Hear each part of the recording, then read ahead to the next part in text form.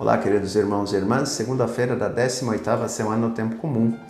Hoje nós vamos refletir sobre o Evangelho de Mateus, capítulo 14, versículos do 22 ao 36.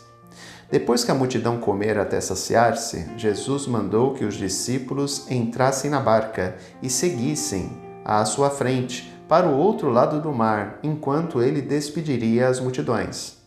Depois de despedi-las, Jesus subiu ao monte para orar a sós. A noite chegou e Jesus continuava ali sozinho. A barca, porém, já longe da terra, era agitada pelas ondas, pois o vento era contrário. Pelas 3 horas da manhã, Jesus veio até os discípulos andando sobre o mar. Quando os discípulos o avistaram andando sobre o mar, ficaram apavorados e disseram: "É um fantasma", e gritaram de medo. Jesus, porém, logo lhes disse: "Coragem, sou eu, não tenhais medo."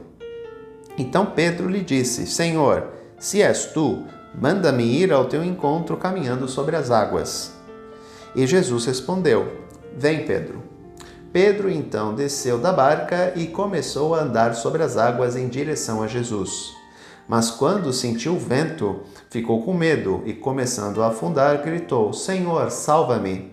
Jesus logo estendeu a mão, segurou Pedro e lhe disse: "Homem fraco na fé, por que duvidaste?" Assim que subiram na barca, o vento se acalmou. Os que estavam na barca prostraram-se diante dele, dizendo: "Verdadeiramente tu és o Filho de Deus." Após a travessia, desembarcaram em Genesaré. Os habitantes daquele lugar reconheceram Jesus e espalharam a notícia por toda a região.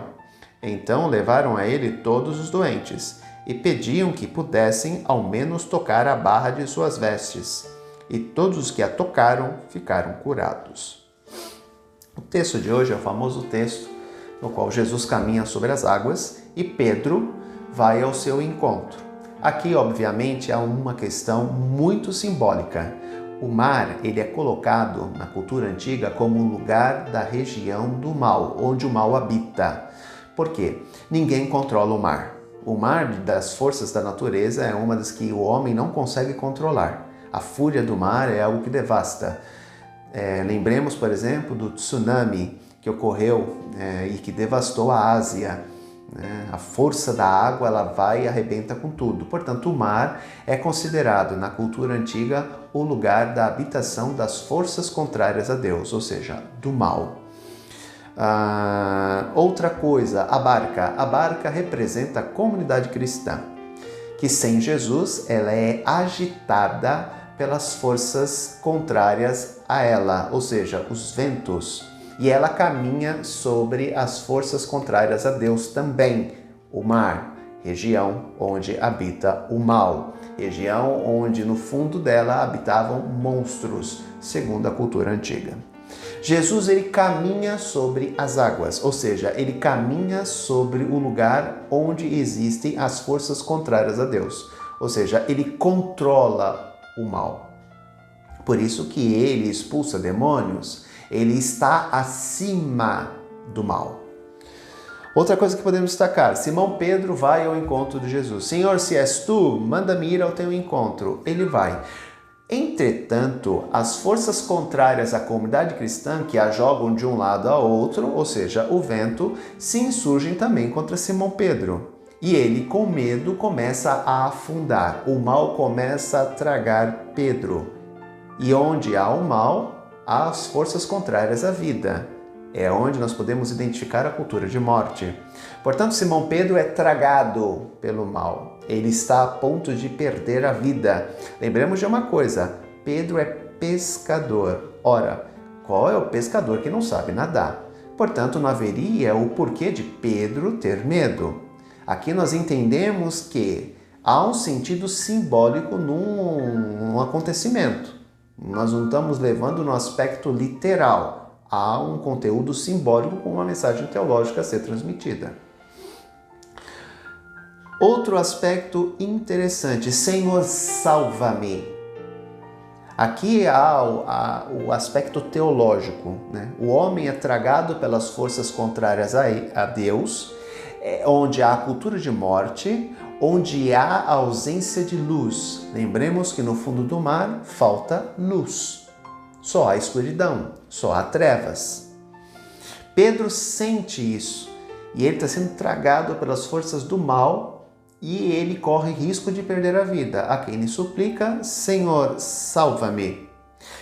Jesus estende a mão, o puxa. Aqui há outro aspecto simbólico também. Ele retira Pedro. Lembremos de outro trecho que casa muito bem com o texto de hoje. Vós sereis pescadores de homens. Ora, o peixe se encontra onde? No fundo do mar. O homem inserido no fundo do mar quer dizer que é um homem que corre risco com a sua vida. Um homem que está sendo envolto pelas forças contrárias a Deus, pela cultura de morte. Então, qual é a missão dos discípulos ao se tornarem pescadores de homens? Tirar estes homens das garras do mal, da cultura de morte e trazê-los para a luz, para a vida, trazê-los para fora do mar. Outra coisa que podemos dizer, ou podemos melhor refletir: homem de pouca fé, por que duvidaste? Aquele que caminha ao encontro de Jesus, ele não pode duvidar. Jesus é aquele que acalma o mar e silencia os ventos. Jesus é aquele que está acima do mal, porque ele é o Filho de Deus. Por fim, ele desce da barca e vai ao encontro daqueles que sofrem. Ele sai da comunidade cristã. Isso aqui vem muito ao encontro da mensagem do Papa Francisco e que constantemente ele vem falando.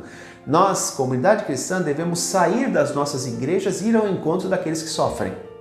Jesus desce da barca em Genezaré e vai ao encontro daqueles que estão sofrendo.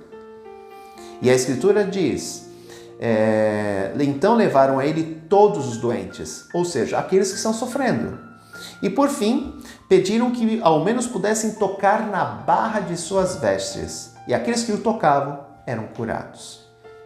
A veste representa aqui também a questão da dignidade de Jesus. Ele é o Filho de Deus que assumiu condição humana e todos aqueles que tocavam ao menos na sua veste eram curados. Aqui essa mensagem fica para nós de que nós devemos entender que dentro da comunidade cristã, a barca, nós iremos buscar levar essa mensagem cristã aos outros, ou seja, nós também nos tornamos pescadores de homens. E devemos entender algo muito importante. Por mais que a barca seja agitada de um lado e por outro, contra as forças contrárias a ela, os ventos, ela sempre caminha sobre o mal. Ela se dirige sobre o mal, sobre as forças contrárias a Deus. Todos nós devemos fazer parte dessa barca, todos nós devemos estar dentro dela, vocês e eu, porque todos nós somos a grande família de Deus e compomos a Igreja de Cristo. Um grande abraço, até amanhã, se Deus quiser. Tchau.